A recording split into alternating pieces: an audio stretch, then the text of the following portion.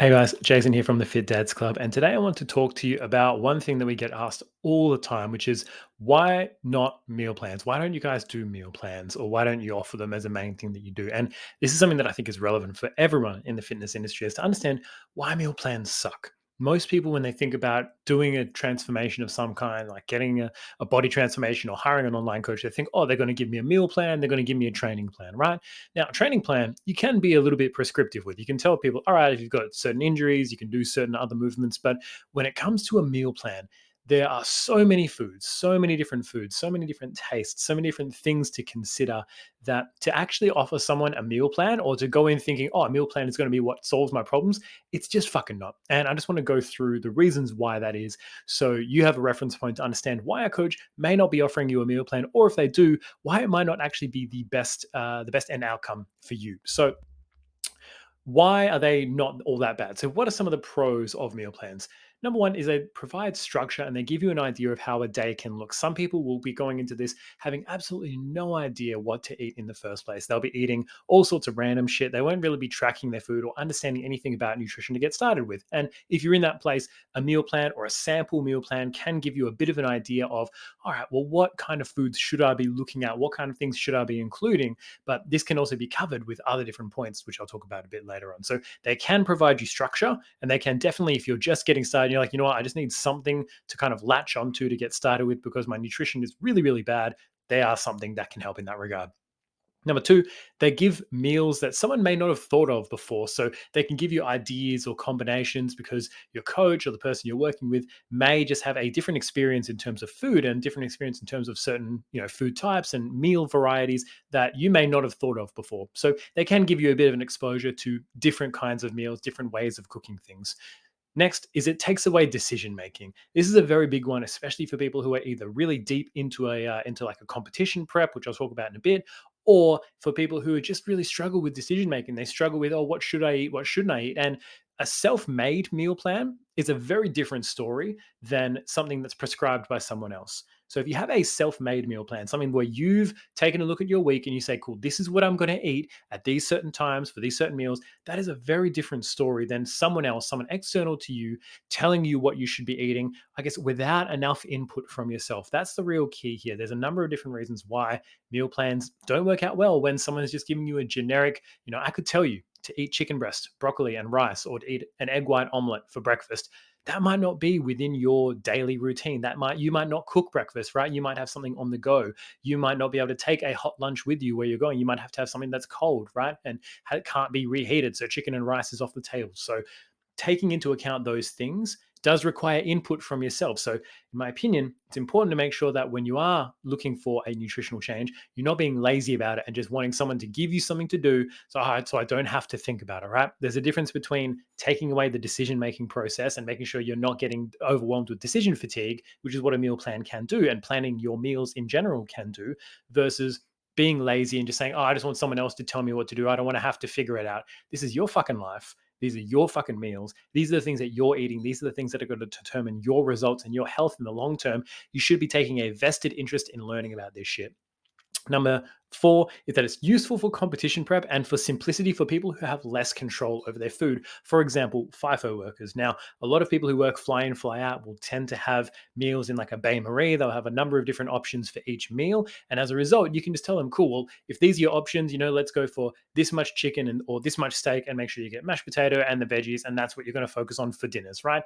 There is an element of being prescriptive when there are limited options available or when you're not in control of the food itself to limit, again, that decision making fatigue, that having to figure it out. It's like, cool, if you've got this option, and this option, you can pick between those three and they're all roughly equivalent. That's the benefit of it as well. Same thing for people who are deep in competition prep, again, to minimize variability. But if you're watching this video, you're probably not in competition prep.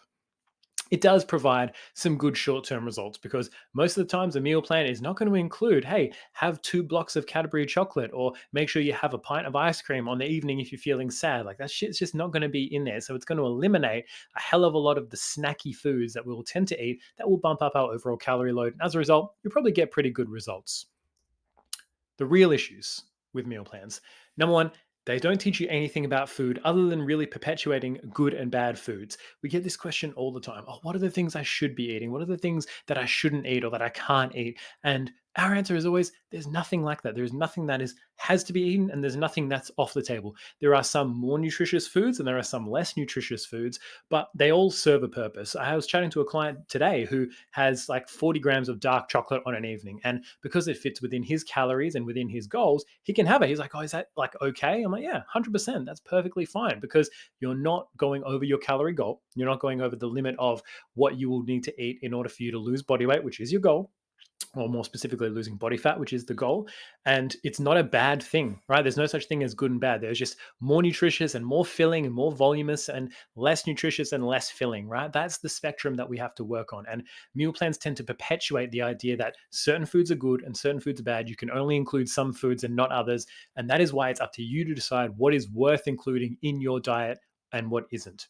It's rigid and inflexible, and it creates guilt around not hitting those exact foods. And I'm going to show you the, I guess, the solution to this on the next slide. But it's too rigid.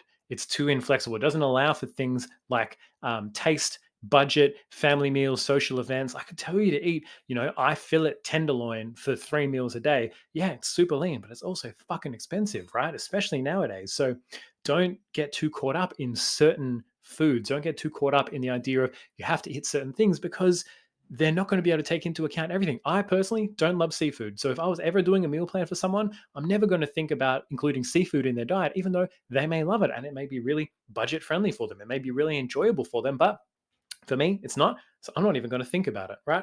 Same for someone else. They might make me one because they love salmon, they love tuna. They're going to include it. I'm like, fuck, that's disgusting. I'm not going to eat that, right?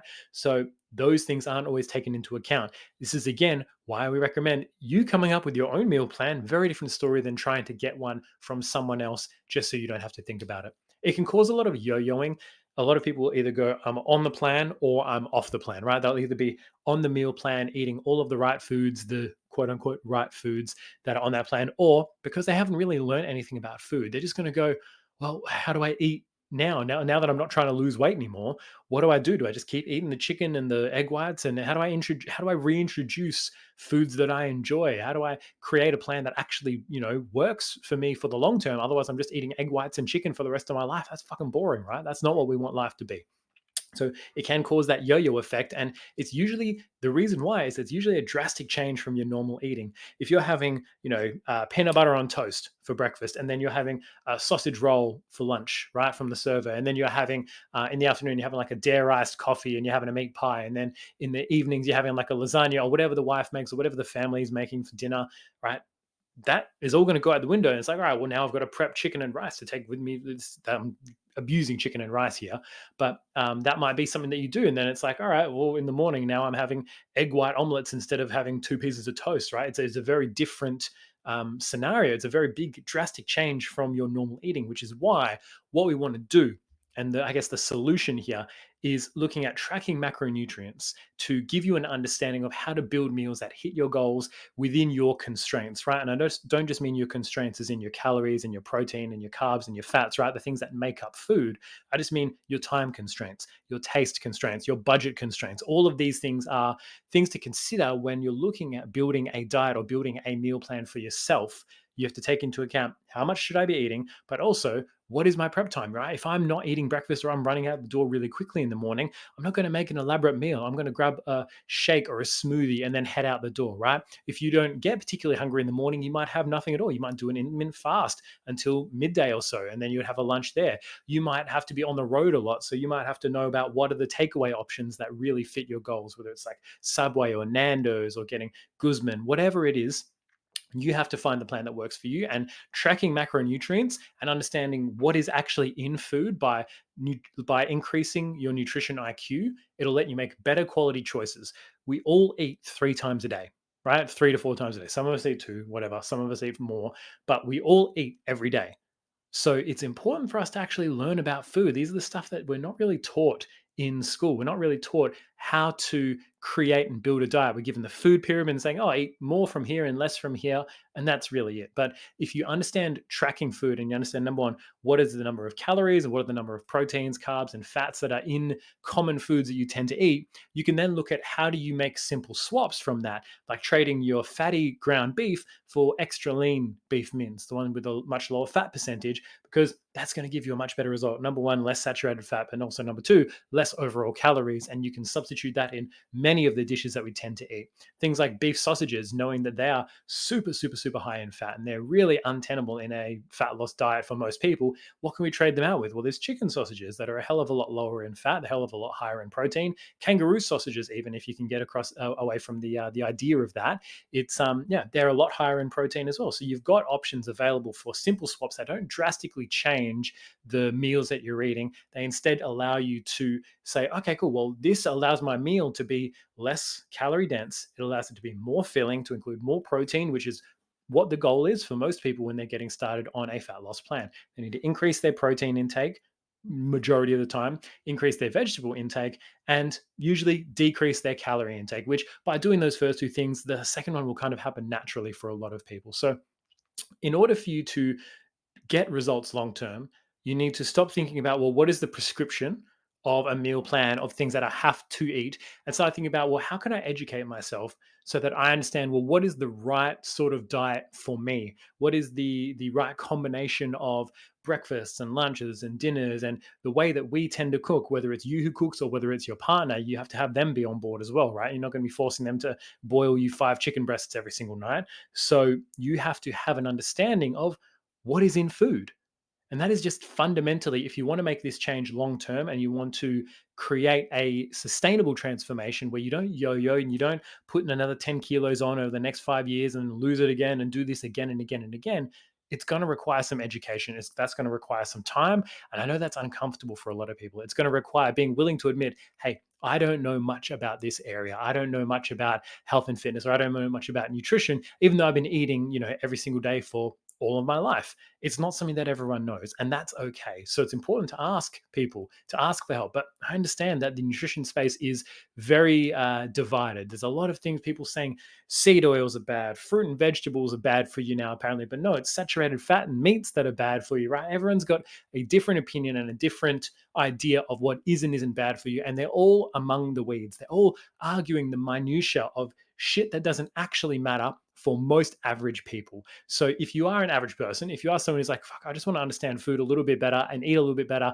and have a bit more energy, especially if you're a dad, then feel free to reach out. Comment below in this video if there was something that you wanted to know a bit more about as far as nutrition. If you wanted to argue with me about it, feel free to do that in there as well. Just do it respectfully. I'd be happy to have a discourse with anyone about if there's any points that they would like to refute or argue against or ask more questions on. Always happy to have that conversation. And if you are a dad looking for more support, check the link in the bio to join the Fit Dads Club. It's fit-dad.club. You can book in to have a chat with us and see if you'd be a good fit for the program. But until I see you guys online or in another time, peace out. Take care. I'll chat to you soon.